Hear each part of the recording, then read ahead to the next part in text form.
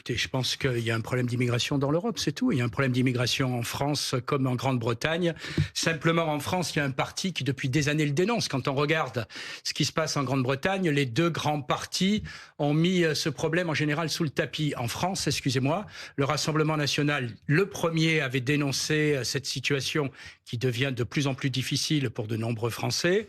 Il n'a qu'à voir ce qui se passe en termes de violence et la part que prennent un certain nombre d'étrangers. Après, j'oublie pas du tout qu'une bonne partie des étrangers sont des gens qui veulent simplement vivre paisiblement en France. Voilà, l'essentiel, c'est de séparer les deux. Garder ceux qui veulent participer à la société française en jouant le jeu et expulser ceux qui ne veulent pas participer.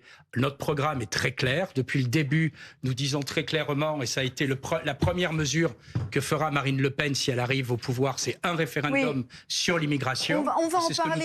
Mais ce qui est intéressant, c'est que précisément aujourd'hui, ni Marine Le Pen, ni Jordan Bardella n'ont mentionné ces images, ce qui s'est passé à Londres, cette marée humaine. Ça n'a pas existé dans l'un de leurs discours. Bien sûr que si, ça a existé, mais si vous voulez, c'est comme l'histoire bloquant la France. Voilà, ça débouche sur quoi ? Voilà.